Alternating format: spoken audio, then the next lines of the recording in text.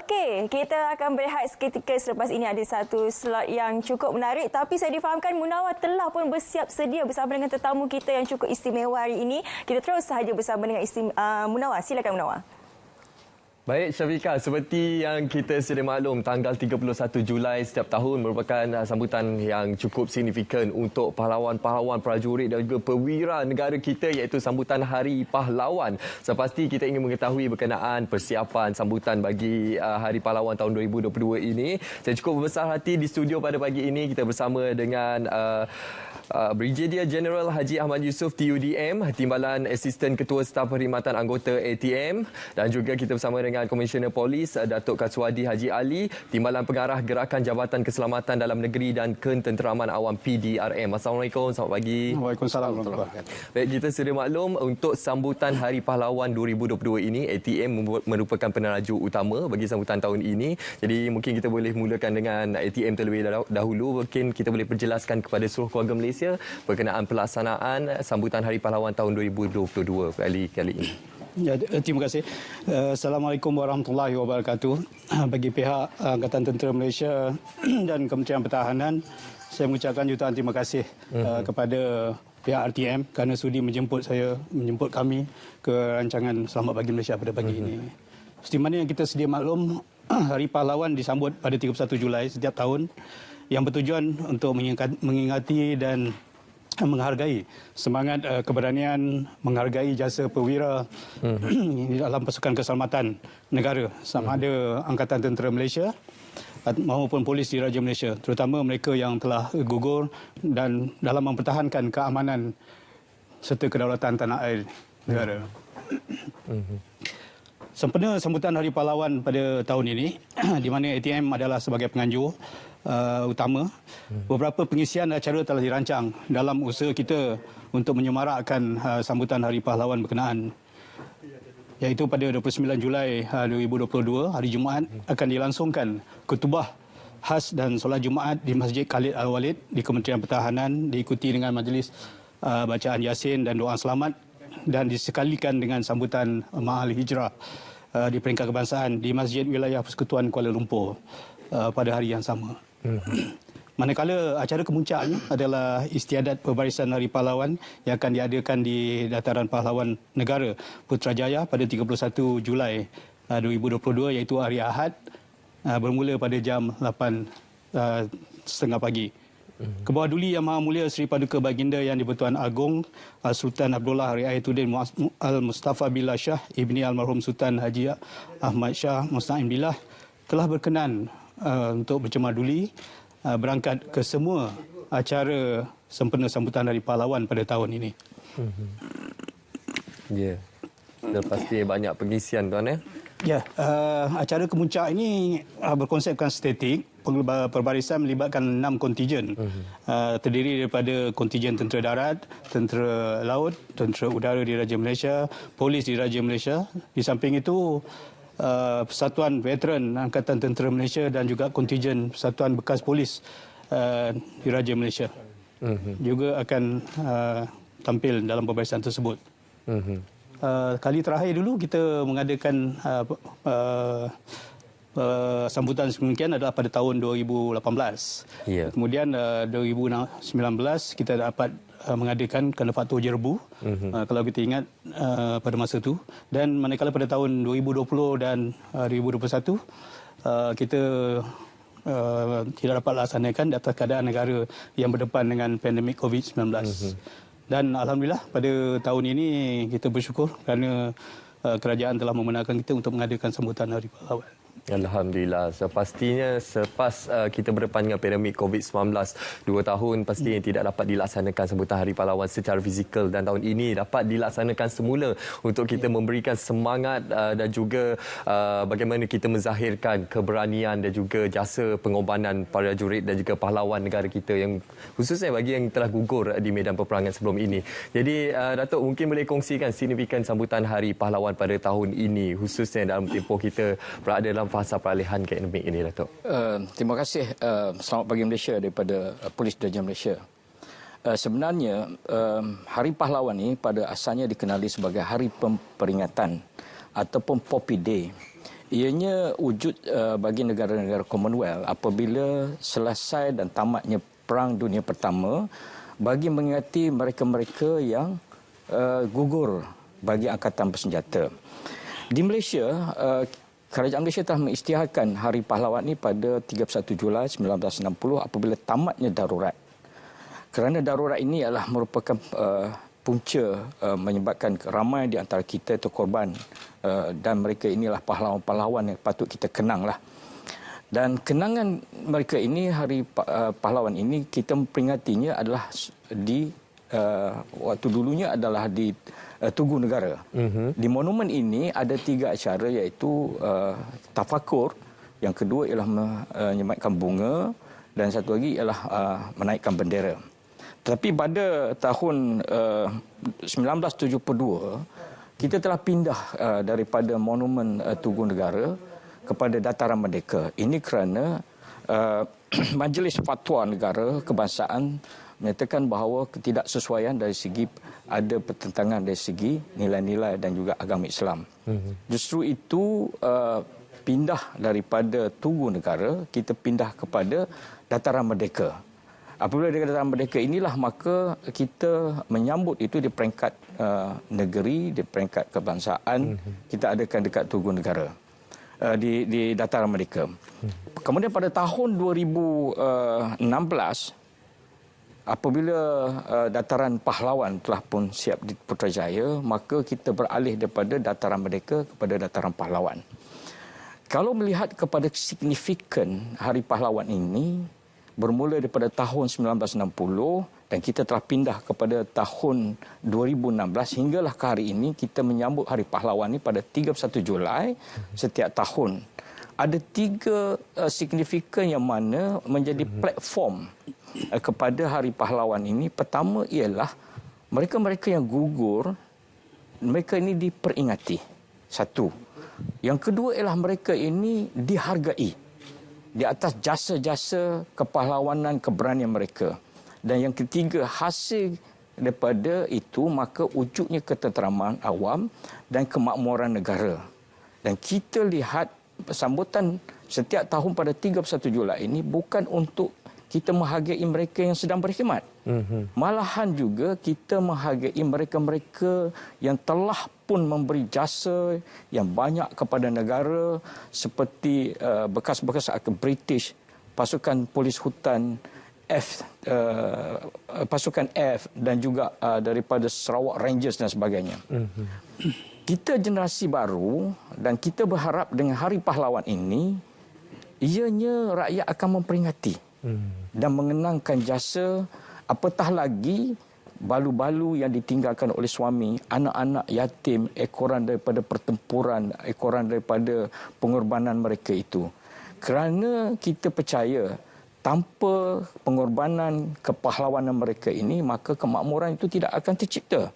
Dan ketamadunan sesuatu negara itu salah satunya berpunca daripada keselamatan negara. Dan keselamatan negara inilah yang menjadi titik tolak kepada keperadaban dan juga ketamadunan. Kita berharap dengan adanya Hari Polis ini atau Hari Pahlawan ini, mereka-mereka ini akan dihargai. Dan ianya kita harap menjadi satu lipatan sejarah yang akan menjadi kenangan dan juga rujukan kepada generasi-generasi baru. InsyaAllah. Mesej yang cukup jelas yang disampaikan oleh Datuk betapa signifikan pentingnya penganjuran sambutan Hari Pahlawan ini bukan sekadar untuk kita mengingati tapi untuk kita menghargai mereka ataupun perwira dan juga prajurit yang sedang bertugas yang pun telah melaksanakan amanah dan tanggungjawab mereka selama ini demi kedaulatan negara. Namun Tuan, bila bercakap berkenaan kedaulatan negara ini, ianya bukan terletak pada bahu pasukan keselamatan negara semata-mata, namun ianya merupakan tanggungjawab bersama kita untuk seluruh keluarga Malaysia, setiap lapisan masyarakat. Bagaimana Tuan menggambarkan dalam situasi ini kedaulatan negara itu tanggungjawab bersama Tuan? Okey, sebelum itu boleh saya tambah sikit tentang pengisian pada tahun ini. Pada tahun ini kita ada pentomen yang akan memaparkan pertempuran di Bakaran Market Mogadishu. Jadi ini memaparkan keberanian pasukan keselamatan kita yang melibatkan batalion ke-19 Regimen Askar Melayu Diraja yang terlibat dalam misi di bawah Pertubuhan Bangsa-Bangsa Bersatu pada ketika itu, menyelamatkan anggota US Rangers yang telah diserang gerila pemberontak, iaitu pemimpin Muhammad Farah Aidid, di mana seorang anggota pasukan keselamatan kita, iaitu Allahyarham Korporal Mat Aznan Nawang, telah dikurniakan darjah keberanian tertinggi Persekutuan Seri Pahlawan Gagah Perkasa, dan 6 lagi anggota kita telah dianugerahkan Panglima Gagah Berani. Berbalik kepada soalan Cik Munawar tadi, kita mengharapkan dengan acara sambutan Hari Pahlawan ini dapat memberikan kesedaran kepada rakyat keseluruhannya, khususnya kepada belia-belia negara dan juga masyarakat umum tentang kepentingan aspek keselamatan serta keamanan yang perlu kita hargai untuk kita melangsungkan kehidupan seharian. Tanpa pengorbanan dan jasa bakti anggota pasukan keselamatan, kedamaian dan juga aktiviti-aktiviti ekonomi, for example-nya kan, tak dapat dilaksanakan dengan teratur dan juga tenteram lah. Jadi situlah belia-belia perlu menghargai jasa-jasa bakti pahlawan-pahlawan yang telah gugur, termasuk juga anggota keluarga mereka yang telah berkorban di belakang tabir, yang mendukung perjuangan perwira kita di masa lampau, dan juga sebagai motivasi kepada angkatan bersenjata yang ada sekarang, pasukan keselamatan khasnya, untuk meneruskan kesinambungan serta perjuangan pahlawan-pahlawan yang terdahulu. Sudah pastinya itu merupakan aspirasi kita bersamalah untuk kita memberikan sambutan Hari Pahlawan tahun 2022 ini, untuk kita terus menyemarakkan lagi semangat bukan saja dalam kalangan pasukan keselamatan negara namun kepada keseluruhan lapisan keluarga Malaysia, untuk kita terus menghargai dan mengingati jasa pengorbanan mereka. Baik, soal apabila kita bercakap berkenaan penghargaan kepada seluruh anggota keselamatan, kepada para pahlawan dan prajurit negara kita ini, sudah tentu kita tidak lari juga dengan hal ehwal kebajikan bagi mereka yang dikenali sebagai golongan veteran. Dari sudut pihak PDRM, bagaimana untuk kita memastikan penghargaan ini dapat kita teruskan, khususnya dalam tempoh mereka pernah berkhidmat menabur bakti kepada negara? Pasukan Polis Diraja Malaysia, kita dapati bahawa ramai mereka-mereka yang telah pun bersara, berkorban dan masih lagi menabur bakti walaupun tidak secara langsung kerana mereka tidak lagi berkhidmat. Namun begitu, ada beberapa aspek yang kita boleh ambil untuk kebaikan bersama. Sebagai contohnya, mereka ini mempunyai ilmu pengetahuan, mereka ini mempunyai kemahiran dan mereka ini mempunyai pengalaman yang tinggi. So, pengalaman, pengetahuan serta kemahiran ini boleh digunakan pakai dalam bidang keselamatan dan juga boleh digunakan pakai dalam hal-hal untuk mencegah jenayah dan sebagainya. So kita menggunakan mereka ini untuk manfaat bersama. Kerana mereka ini telah melalui fasa-fasa tertentu walaupun agak berbeza fasa mereka dengan fasa yang ada sekarang. Justru itu pada tahun 2012 kerajaan telah meluluskan perjawatan bagi mewujudkan apa yang dikenali sebagai bahagian hal ehwal pesara polis. Ataupun kita kenali sebagai BHEP. Yang ini ianya adalah bertujuan untuk mengurus takbir pesara polis dan juga mereka bekas polis. Pesara polis ini adalah mereka-mereka yang tamat perkhidmatan mereka cukup umur 60 dan bekas polis ialah mereka yang tak cukup umur tetapi mereka bersara awal dan sebagainya. So berdasarkan kepada rekod kita PDRM, kita mempunyai pesara polis lebih kurang dalam 42,000 dan bekas polis kita mempunyai 41,000. So bahagian hal ehwal pesara polis ini ialah satu badan yang akan menyelaraskan semua aspek kebajikan, aspek yang berkaitan dengan bantuan-bantuan dan sebagainya.